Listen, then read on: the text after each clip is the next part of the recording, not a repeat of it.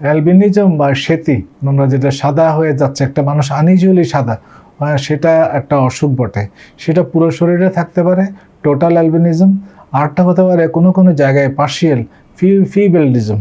অর্থাৎ কেন হয়, কেন হচ্ছে, ব্যাখ্যা হচ্ছে যে আপনার নিউরাল টিউব থেকে একটা মেলানিন, বা মানুষের যে আমাদের যে গায়ের রং বাদামি অথবা একটু কালো যাই হয়, সেটার জন্য নিউরাল টিউব থেকে একটা মেলানোসোমস একটা সেল আছে, ওইখান থেকে মেলানিন রিলিজ হয়, ওইটা যে স্কিনের নিচে আসে।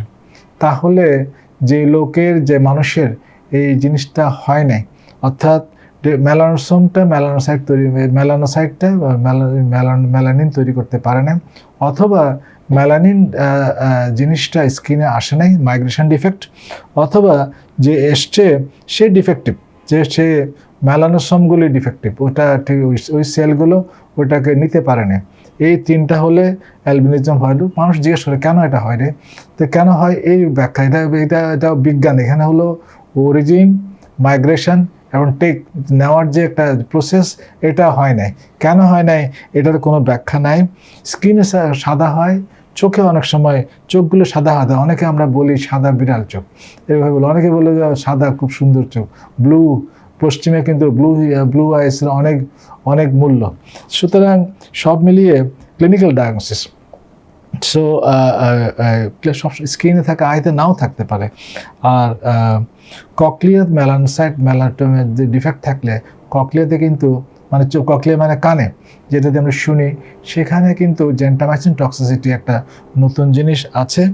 সো চোখে যদি এটা হয়, চোখে কিন্তু ভিজুয়াল অ্যাকুইটি অর্থাৎ দেখার যে একটা শক্তি, সেটা কিছুটা কম দেখতে পারে, এবং রিফ্র্যাক্টিভ এরার, চশমা লাগতে পারে তাদের, চোখটা নড়তে পারে, নিস্টেগমাস যেটাকে বলা হয়, এবং স্ট্রাবিসমাস অর্থাৎ একটুখানি বাংলা যেটা বলে একটু টেরা, চোখটা ঠিক দুটো একসাথে অ্যালাইন হলো না, সেটাও হতে পারে।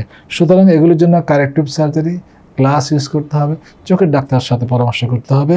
এবং স্কিনে যেটা হয়েছে তার জন্য তাকে আলট্রাভায়োলেট রে অ্যাভয়েড করতে হবে কম, কারণ ওটা থেকে যাদের অ্যালবিনিজম আছে ওখানে ম্যালিগন্যান্সি হয়। এবং সানস্ক্রিন ইউজ করা যেতে পারে, অর্থাৎ সানস্ক্রিন প্রোটেক্টিভ একটা আছে, SPR।